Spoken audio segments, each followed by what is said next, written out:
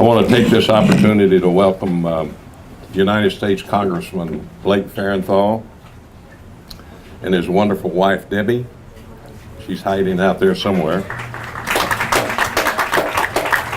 She gets the applause. I also want to welcome William Kuntz with the SBA, Jeff Miller with the GLO, who will be talking about housing, Jennifer Armstrong with TWIA, and Deborah Murphy with the Red Cross. So I'm going to hand this over to Blake and let him take over the meeting at this point. Thank you, Mayor. Thank y'all all for coming out. We're trying to get everybody you need to talk to in one place, and we've got folks from my office here as well. The idea is you've got a coordination between a whole lot of government agencies that are trying to help get this area cleaned up and put back together. The way it's working now, we've learned a lot since Katrina and some of the other disasters that have hit this country, and we're trying to focus on letting the folks locally do as much as possible with the federal government providing backup and the money. So I want to let you know we've got a great group of people here. A late addition to the list, back under the tent to my right over here is the Corpus Christi Apartment Association. I know some people are struggling with housing, and they do have some apartment vacancies and can work with you if you're looking or know somebody who's looking for a temporary place to live not so far away. So we've got a lot of folks here to try to help you and answer your questions. We're going to let several of our agencies speak.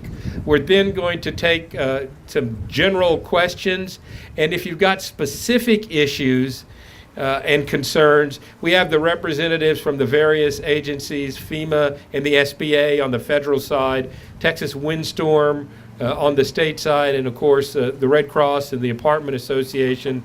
So hopefully we'll be able to direct you to the right person who can maybe not only answer your question, but solve some of the problems that you may be having. So we're trying to get everybody in one place and get everything done.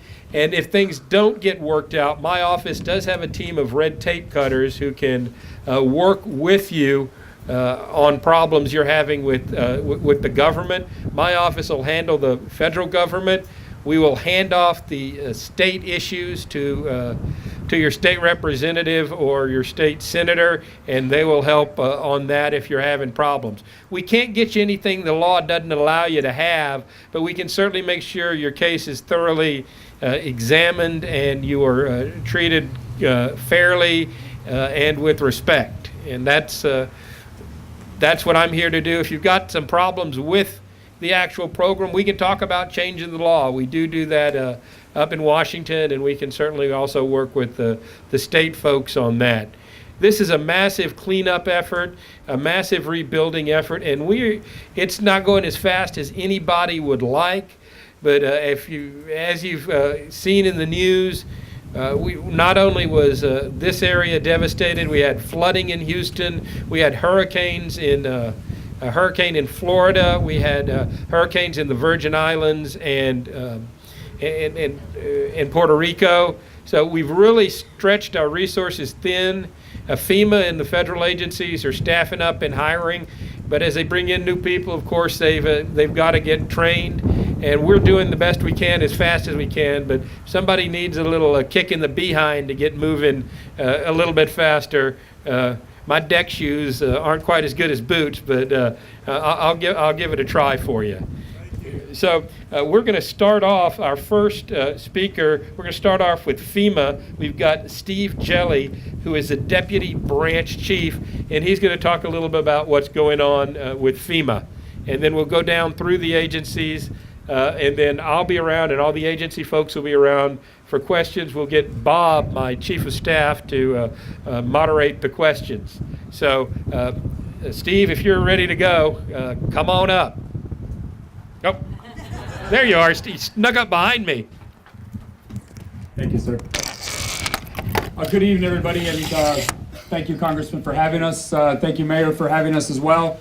On behalf of the FEMA Administrator, Mr. Brock Long, my boss, Jerry Stoller, who's the director for this area, just want to say all of you, thank you for having us in your community. We have been here since the starts, and we will be here until the end. All these disasters start local, and they will all end local.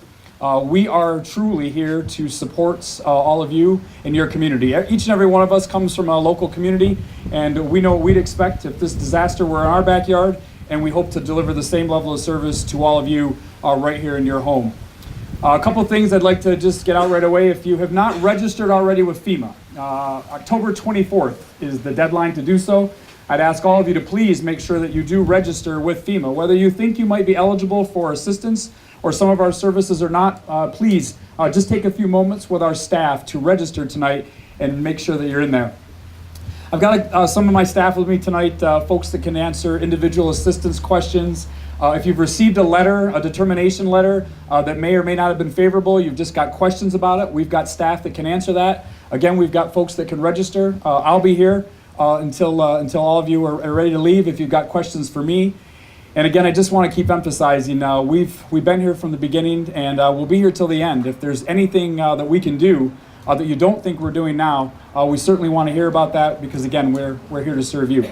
With that, I'd like to introduce a member of my staff, Mr. Tony Raines, to give you a little bit of a brief on some of his programs. Good evening and welcome. How's everyone doing tonight? You look like a handsome crowd.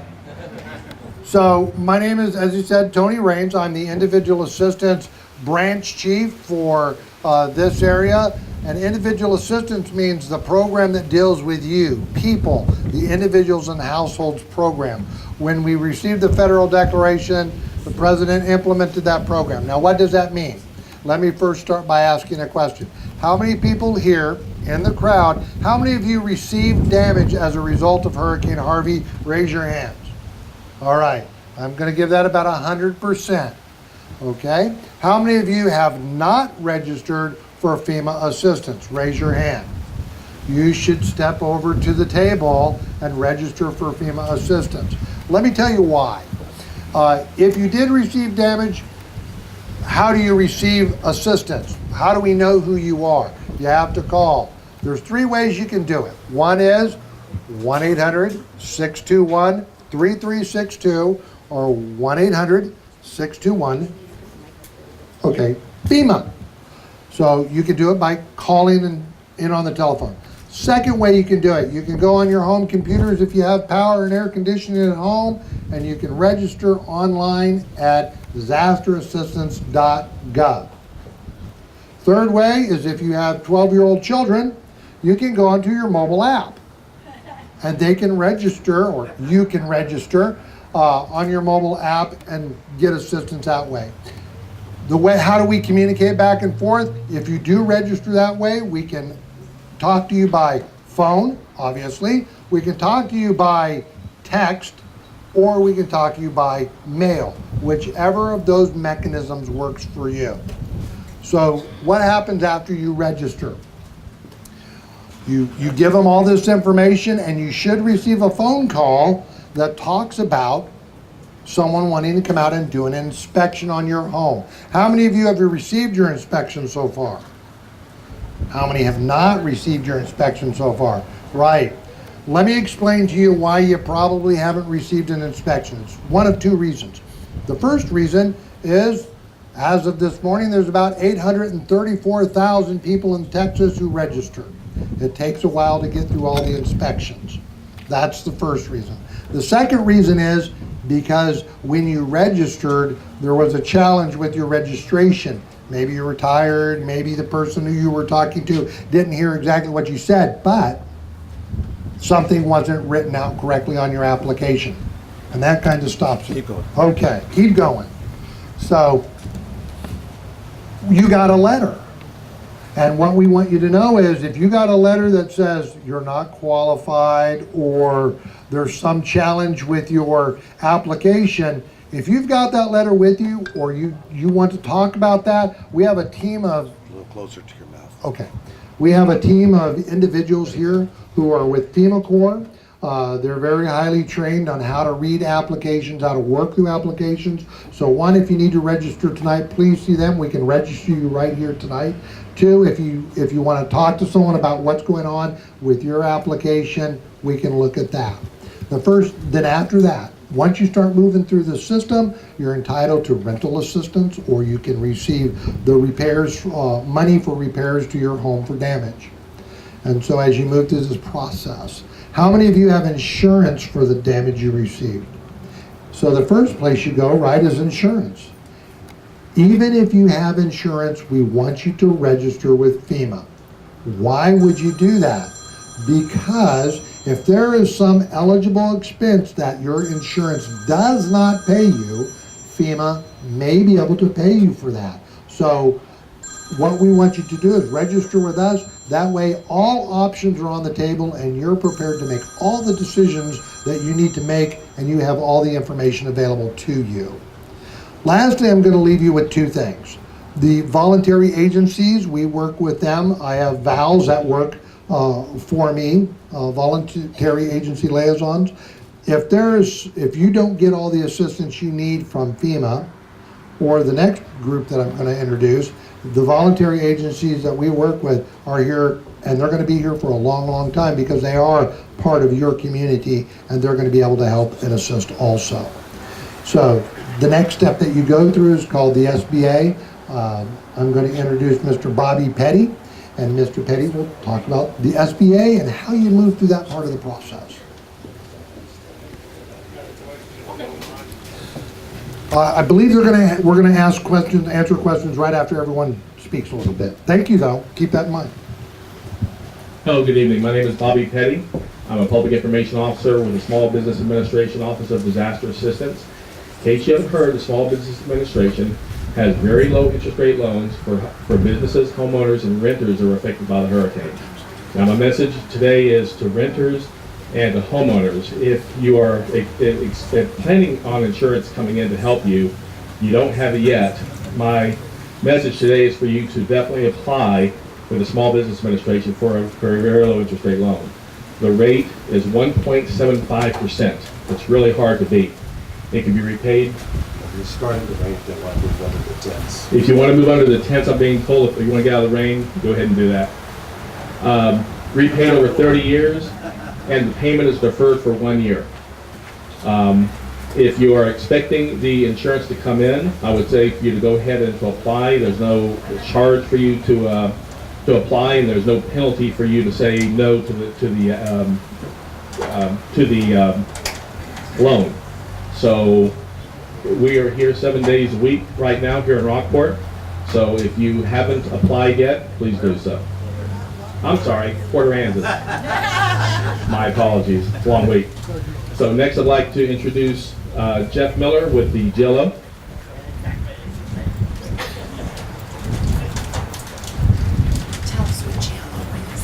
Hi, my name's Jeff Miller with the Texas General Land Office. I work in the Community Development and Revitalization Division, and traditionally we have done long-term disaster recovery, community development block grants through HUD. About 2 weeks ago, Governor Abbott asked us to take on the short-term housing in partnership with FEMA. That's going to be kind of a mid-term housing option and solutions over the next 18 months. Those programs are going to include some direct leases for apartments. It's going to include multifamily lease and repair, where we actually go in and do repairs on apartments for individuals, or for that apartment, and then lease to individuals to kind of do a 2-in-1 solution. The other one is going to be the RVs that we traditionally see, the manufactured housing units that we traditionally see, and the last one is going to be direct repair. With the direct repair, we are actually going to go in with FEMA funds to go do work in your house. We will do not all finishing repairs. There will be a max to how much money goes into that, but it will allow you to actually get back into your house quicker rather than some of these other short-term solutions that may not provide that. And so this is the first time that all 5 of these programs have been combined in the nation. Each one of these have been tested here and there. Louisiana's done some of these direct repair programs. New York has done some of those direct repair programs, but not all of them have ever been combined before. It's going to take some time for us to stand these up and work these through. You're going to see some test cases popping up where we're doing trial runs, whether it's the manufactured housing programs, whether it's the multifamily lease and repair. Once we figure out that process and are able to move forward with that, it's going to be a rapid expansion across the state. So you're going to see it throughout Houston, Orange, Jefferson, all the way through Aransas County, and all of the above approach, working with the councils of government to implement those. What's the time frame?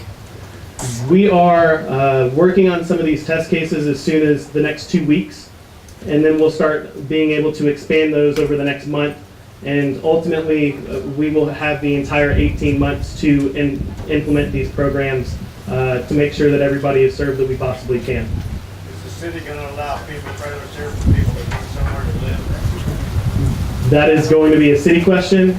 We are going to allow the city officials and allow the local governments to use whatever means they see necessary for that. Again, we're working with the COGS to roll out these programs. It's going to be a partnership with each of the 8 COGS in the impacted regions. So it's not just going to be a... Sorry. I'm with the Texas General Land Office. And so we don't want to just do this from a state approach. We want this to be a regional and a local approach. And so that's why we're working with the COGS, working with the local communities to make sure that this is done the right way and make sure that we can get all of y'all into not just short-term solutions, but long-term solutions as well. Thank you. Thank you. And next we've got Jennifer Armstrong with TWIA. Hi, as he mentioned, I'm Jennifer Armstrong. I'm the Vice President of Communications and Legislative Affairs for Texas Windstorm Insurance Association. I know we had a show of hands for people that sustained damage from Harvey. How many are Texas Windstorm policyholders? Okay, we do insure the majority of the coastal residents in the 14 coastal counties. We are here to help. This is what we do. We hope that you never need us, but we're here to serve the community when you need us most, and that's a time like this. So I want to give you a couple of things to keep in mind. Right now, has everybody filed their claim, first of all? Okay. If you haven't filed your claim, please go ahead and get that in. It's not like a traffic ticket where your rates go up if you file a claim. So we want to make sure whether you have damage or not, let a professional come out there and make sure 100% that you do or don't, okay? So if you need a status on your claim, you can check that one of 3 ways. You can call us at 1-800-788-8247. You can go online to twia.org, that's twia.org/claim center. And you can, with your policy number and an email address, you can monitor your claim online. You can submit documents, receipts as you go through this process. Any documentation that we may need, you can submit that online if that's easier. I know you've got kind of a spotty internet and sometimes phones here. So we are here at the community center at least 6 days a week. We have 4 or 5 folks that are trained professionals. They can help you answer questions about the status of your claim. If you have questions about next steps or what to do, please come see us. So you can give us a call, you can go online, or you can come see us here in person. We understand this is a marathon, not a sprint, so we're going to be here for as long as the community needs us. So please do feel free to come see us here at the community center. We're happy to answer any questions that you have. I do have several folks with me today. We can answer claim-specific questions if you have some, so we'll be here after the event to help anybody that has questions. And now I will turn it over to the Red Cross and Deborah and Scott. Thank you. As one of the agencies mentioned, this response starts local and will end local. I live just up the road. Many of our volunteers that started our response with this, with the landfall, many of them lost their homes as well. They didn't evacuate. They continue to volunteer and also work on their homes.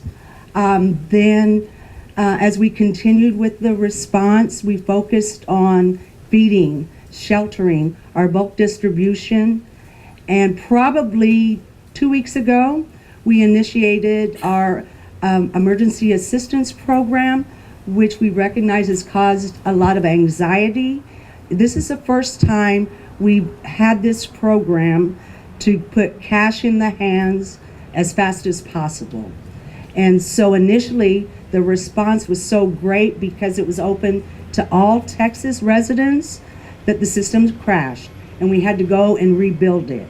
And so now that it's up again, we recognize also that the issue is not only internet access to those that don't readily have it available, and the backload of those that are waiting for a response. I can tell you now we have 100,000 in the queue that were initially deemed not qualified for a variety of reasons. One of them is applying multiple times. And so we're working diligently to remove those duplicate applications. And then others are maybe data entry. But those are challenges that we take seriously. We are beefing up our team that is working on those denials, and we're doing it a couple different ways in the call centers to reduce that wait time for the 1-800 number. And then also locally, we are taking names of individuals' addresses and then sending them up. We call them hot shots, so we can address those immediately. I'm gonna turn it over to Scott so he can explain what the process is. Hey, good evening. My name is Scott Brawley. I'm a disaster program manager for the Red Cross, and I'm from Lufkin, Texas, which is about 6 hours north of here. I know it's tough to believe by looking at me, but I am not a techno geek in any way, shape, or form. But I have been in a position to help a few people walk through the system and to get registered successfully. So, and you know, I know there's a lot of angst and anxiety because a lot of people have had issues with the website, but you know, a lot of people have successfully. There you go, right there. Can you hear me now? That's a shame. The best part of my speech was earlier. So I was saying, you know, I know there's a lot of frustration with the website because it has had issues, and there are a lot of people that have been unsuccessful registering, but I have helped a lot of people successfully register, and I think to date, you know, over 500,000 people have been successful registering. So it does work. It does take a little patience. And fortunately, for people like me, it does not take a whole lot of computer savvy. It might take a little perseverance if you got some issues. But I can tell you this, it starts with just having internet access. It doesn't matter if it's a laptop, your smartphone. You go onto the website, which is https://redcross.org/HHIA. I know everybody's got that remembered, but I will be hanging around afterwards, so you can come get it from me in person later. But all you need is the internet access. You need to have a phone number, and you need to have an email address, which a lot of people that I've helped, that's how we had to start the process, because a lot of people didn't have an email address at the time. But it's a two-step process. The first step is you go online and it asks basic questions like name, address. It asks you if you what ways you were affected by the storm, and it's going to ask you for your email address and your phone number, so it knows how to, and it's going to give you a choice on how you want to be contacted for the second part of the process. And the second part of the process is this. After your initial information is scanned and scrutinized, you're going to get a text message if you choose text, or you're going to get an email that says go to this site, and it's going to ask you a few more questions to verify who you are and where you live, and then it's going to tell you if you're approved or not. Now, between when you register and when you get the second message, it could be 24 to 48 hours, so it does take a little patience. I think we have had a lot of problems in the past with, you know, when you're wanting to get things done real quick, and that's how we are in Texas and in the United States. When we have a problem, we want to get it fixed and get moving forward. You know, unfortunately, because we are a little impatient, and some people did register 2 and 3 and 4 times, it did cause some problems, and we're still trying to work through that. But anyway, I will be here after we finish this up. If somebody wants to grab me, and we'll walk through it. You know, I got my smartphone on me. We can do that. You know, I'm sorry. The only good thing about a disaster is this. Nobody likes to see terrible things like this happen, but I tell you what, it does bring out the best in people too, and that's a real blessing. Not just working with people that are trying to move forward, but working with the other people that are trying to help them move forward. And this has been an honor for me to be part of this. And anything I can do to make it better for you, please grab me after this, and I will do that. Thank you. What's that? Stop all the denials. Which denials? All the denials. 98%. Okay, folks, don't leave. My question is directed to you, okay? If you come back up here. I know what the folks feel right now about the Red Cross. Real close to the I mic. know what the folks feel right now about the Red Cross. And I don't mean to be difficult, although I have, on occasion, I can be very difficult. But that's not my intent today. My question to you is that out of all of Nueces County, you folks have distributed almost $5 million. 3.2 million of that, 3.9 million of that went to Corpus Christi. 319,000 went to Robstown. Port Aransas received 166,000. Could you explain that, please? Certainly. And I think we've addressed that before. Part of the problem is getting, all right, okay, thank you. The challenge was internet access to begin with. And with so many people applying that may have had internet access, bogging down the system. And so what we did to repair that is we brought computers in with internet access to help people register. And so in the past 2 days, the 23% of the households in Port Aransas that today have received that assistance and been approved, it jumped from 200 households just in the past couple of days to over 300, which is basically 23% of the households. So we are addressing that, but initially that was the issue, the internet capability. Every address should get a check anyway. Look, yourself. I'm Bob Howder, I'm the Congressman's Chief of Staff. If you haven't figured out, I have somewhat of a cold, so I'll try and speak as loud as I can.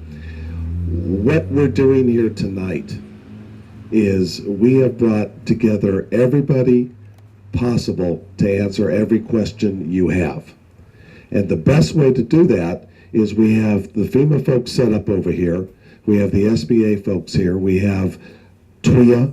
We've learned a lot. This is not the first one of these that we've done. And I think we have just about every single agency that's here in South Texas to help you here and available. What we're going to do right now is we're going to take some general questions.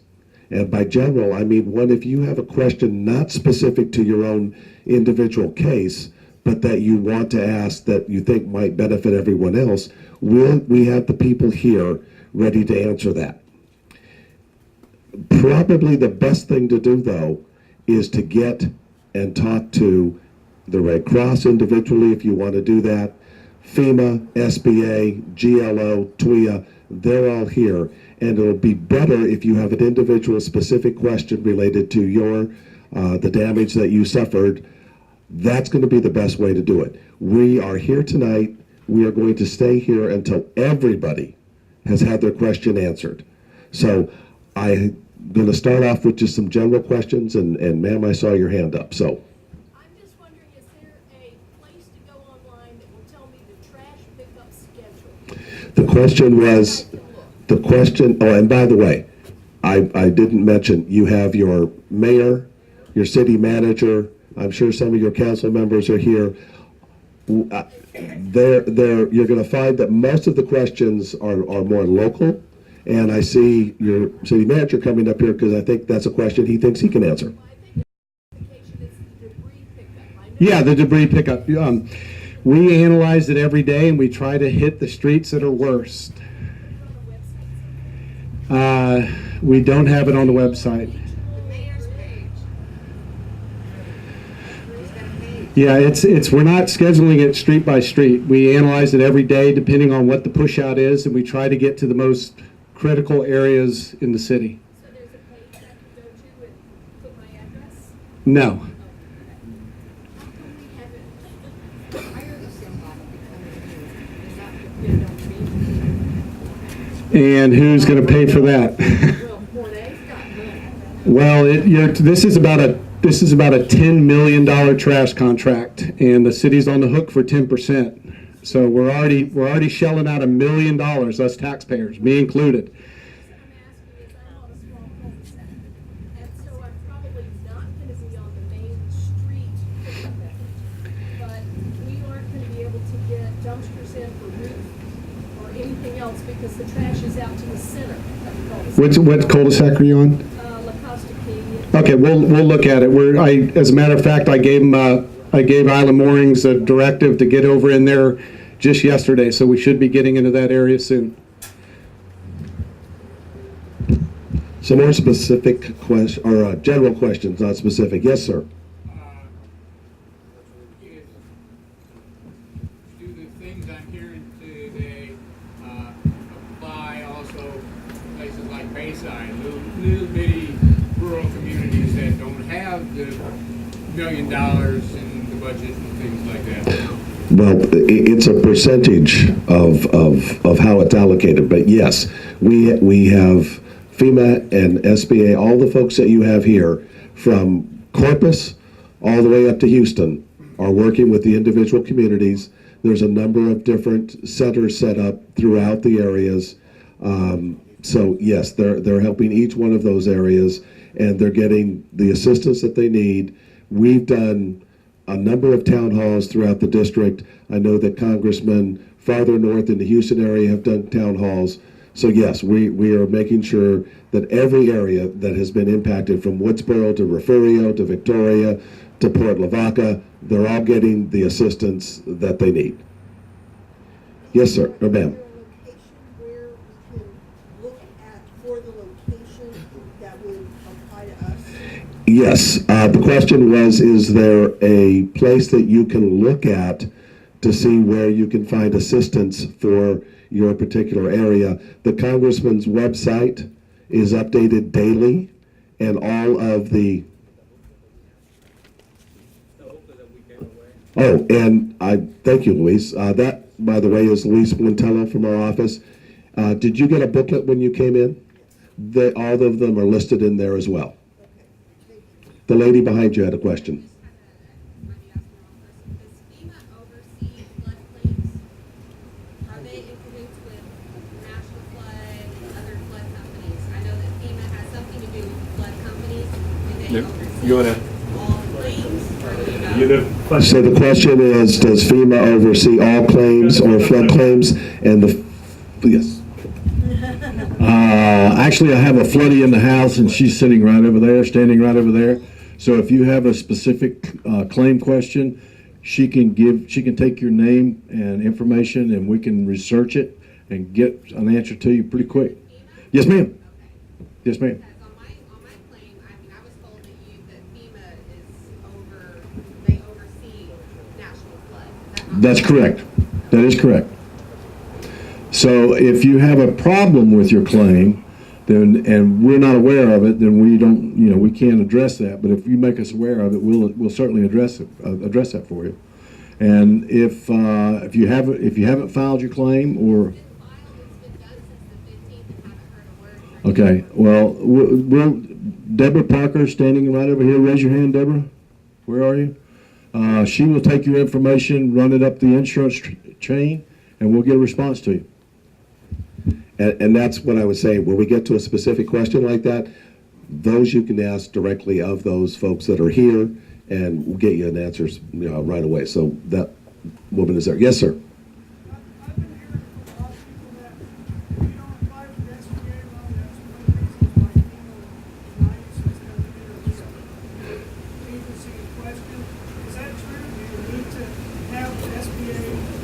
application on file before people consider? The other way around, isn't it? No, it's actually the other way around. You want to register for FEMA first. But why do you have to apply for SBA loan? What if you don't want the SBA loan? You don't want a loan? What I was answering his question, he was saying, do you have to apply for SBA to get FEMA? It's the opposite. You apply for FEMA first. That's fine. He doesn't have to. Here you go. I would say that that's the process that's been set up for us.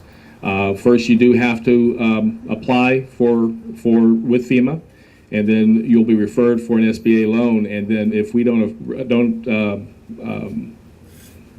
approve it, then we'll refer you back to FEMA. That's how the process unfortunately works.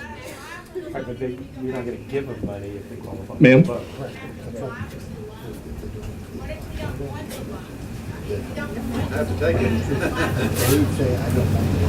You want to answer? We have somebody here with the loan process. Go ahead. We understand your concern. I mean, this is a kind of a checks and balances system. So once you register with FEMA, if you are referred to SBA, you have to go ahead and go through the process of applying for SBA. Now, the one thing is, if you are declined for the loan, we are going to refer you to FEMA for further grant assistance, but it's a checks and... Well, the thing is, you're under no obligation to take the SBA loan. However, that's true. Yeah, that your assistance would stop at the point when you were approved for the SBA loan. Why? Can I clarify my question? Well, what I've been told is that if you're denied by FEMA for assistance, you have to go back and do the SBA loan before it can be considered. That is not true. Let me explain to you the process real quick. You register with FEMA, you get your FEMA inspection, they come out there and look at your damage. An award eligibility is made at that time for housing, right? Cash for repair. When you write your on your registration, it's what we call a FIT. Did you fail the income test? If you failed the income test, you roll right into the next part of the program. When you registered, you demonstrated that you had the ability to potentially repay a loan, then you come to the SBA. You file your claim or you file your application with the SBA. If the SBA declines your loan, then you roll back into the FEMA program. If the SBA offers you assistance and you deny it, and I believe that's where you're at with your question, and you say, I don't want a loan, I don't want that money, then in essence, the system says you choose to receive no further assistance. Why is that? That's the way the law is written, and that's the policy we have to follow. So, but your assertion is, if I don't take the loan, will I get any additional FEMA assistance? No, ma'am, you will not.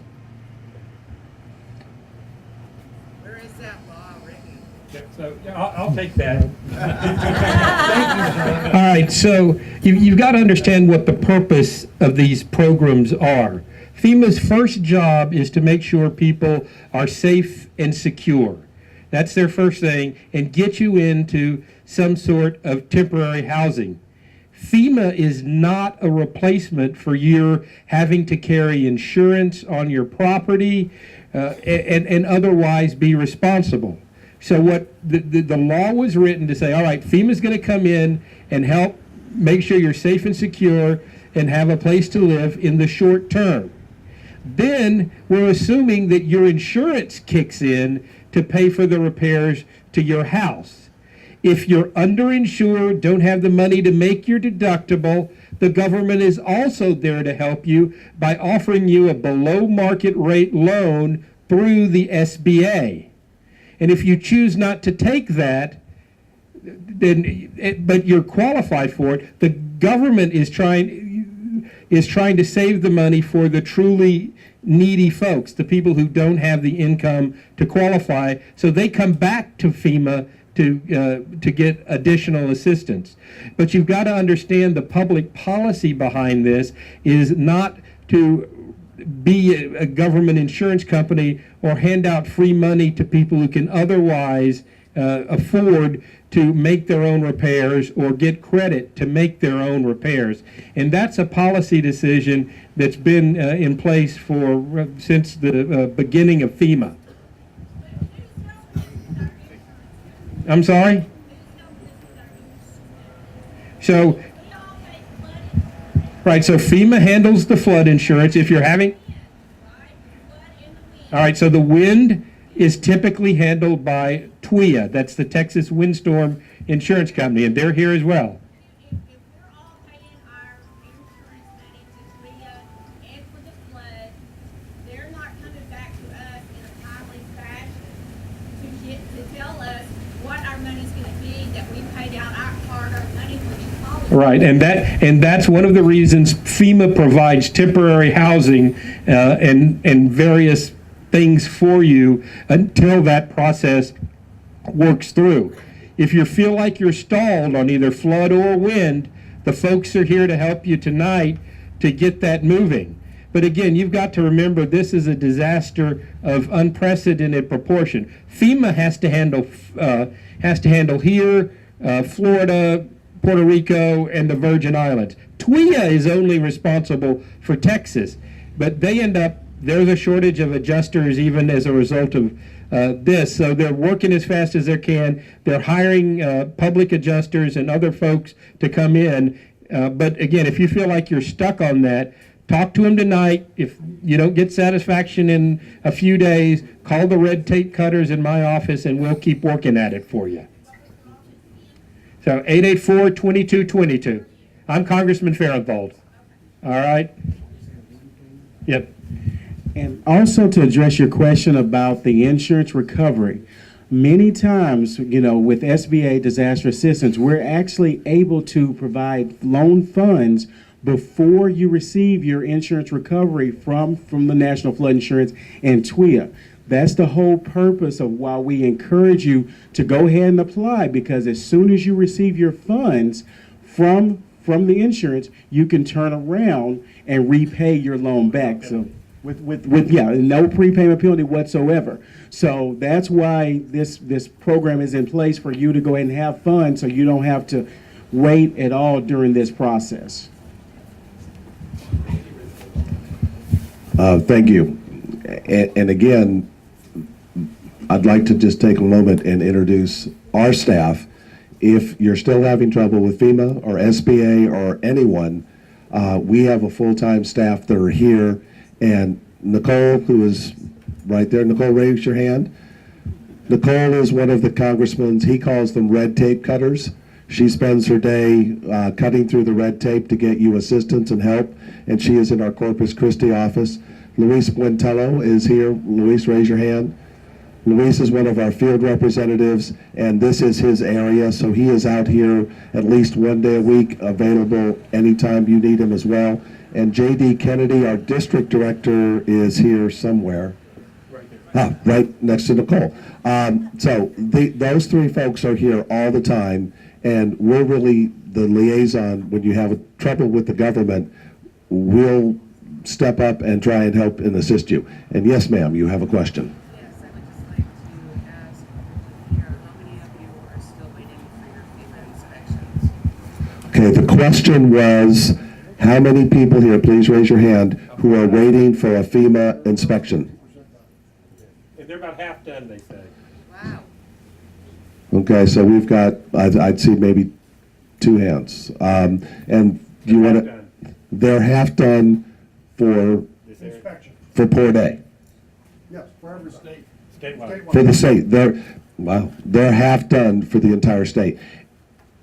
I gather from your question that you haven't had yours yet, and that is what I said earlier. That is a specific question, specific to your case. They're here. I invite you to come up and talk to them. We've got about 5 or 6 of them sitting at a table, just waiting to talk to you. Take one at a time. I do want to make sure that there's any general questions. We've answered them all, but more importantly, having these people here, and that was the whole idea behind this. The congressman wanted to bring everybody in one place so we could answer your questions. It's not that typical, oh, well, let me get back to you, or I got to refer somewhere else. We have everybody here who can answer every question you have, and this is a good opportunity tonight to do that. So if there's no more general questions. Oh, I'm sorry. Yeah, and I did, not on the program, as a late addition, we have the Corpus Christi Apartment Association. If you're looking for, looking to rent a place, they know where the vacancies are. They've got a list of the vacancies and the prices. So without having to, drive into town, you can get an idea where to look. So again, we're trying to help you how we can. And there's one other individual here tonight.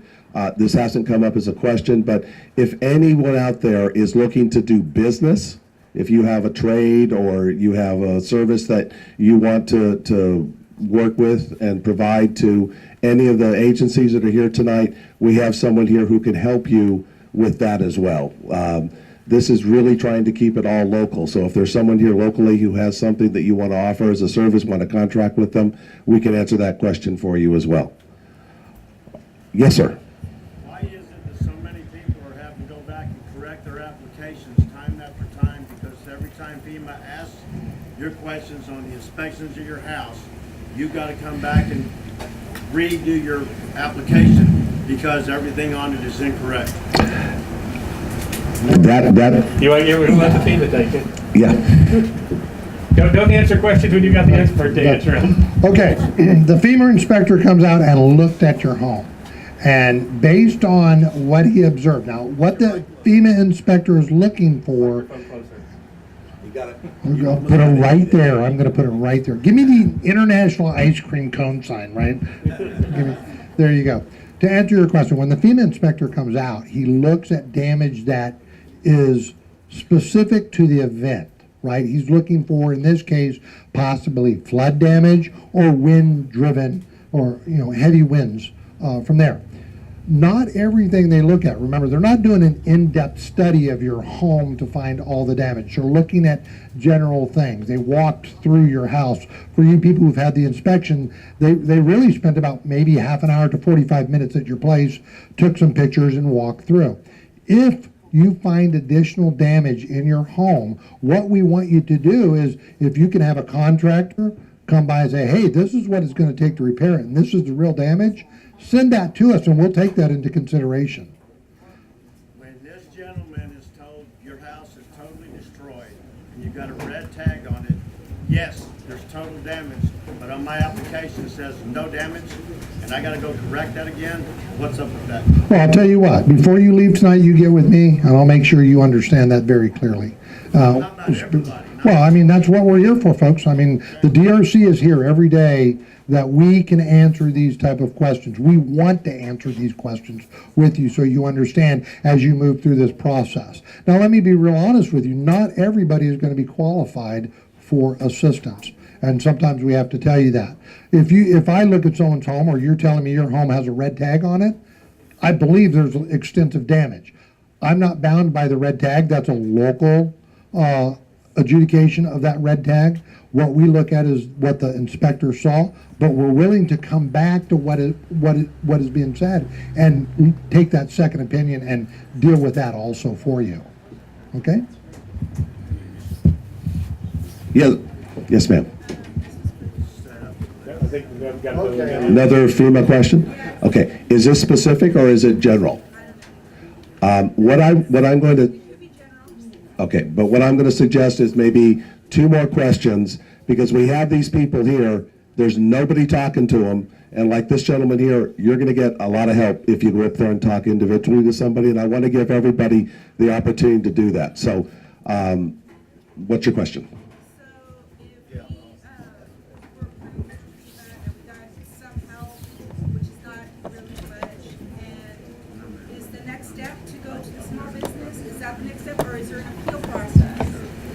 Okay, I think we went through that, but I'll have them go through it one more time for you. The answer is yes and yes, okay? If you receive your FEMA award, and for some reason, just as like this gentleman described, you disagree with it for some reason. Hey, we gave you money and it didn't cover an area of your home that should be covered. Yes, you can appeal that. You can ask us to look at it and explain why we should reconsider that. We're more than happy to do that. In fact, I believe the letter that you would have received explaining your funds would have told you, if you disagree with this is what you've got to do. Now, to answer your question, yes, the next step after you receive that award is if you were found to potentially be eligible to apply for an SBA loan, then yes, your next step would be to apply for the SBA loan. I'll stop there and hand this off to Corey. Well, and then we have customer service representatives right here. Customer service representatives right here, you know, Monday through Saturday, 9 a.m. to 7 p.m. and also on Sunday, noon to 5. So make sure to come in, talk to our customer service representatives. They can do the electronic loan application. It may take about 15, 20 minutes to go ahead and put in the application. The key points I always want to mention, especially for you as a homeowner or renter, you have a 1-year deferment on all of our loans. So let's say you close on your loan in October or November of this year, you're not going to be making your first payment until October or November of 2018. Interest rates as low as 1.75%, no cost to apply. So we really encourage you to go ahead and come in and apply. Take about 20 minutes of your time. We have plenty of customer service representatives that are great to come in and help you. Okay. I'd like to thank the mayor. Yes.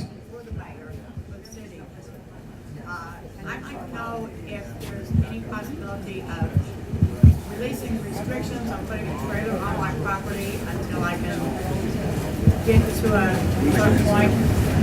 Okay.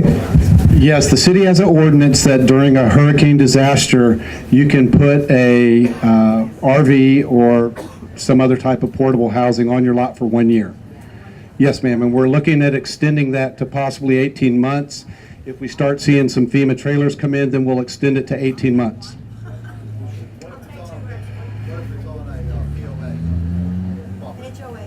It might, your HOA could possibly trump the city ordinance, but maybe we could work with them and try to get them to lift that up.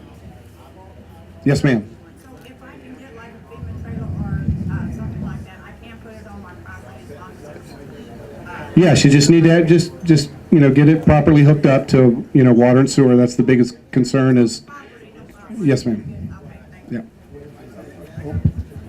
Okay, I'll try this again. I want to thank the mayor, all of the city council folks that are here tonight, city staff, FEMA, SBA, TWIA, the Red Cross, and the SBA. Thank you all for coming out. And as I said earlier, we will stay here tonight till each of you have your questions answered. Please feel free to come up and avail yourself of the experts that are here tonight to help you. Thank you all for coming out.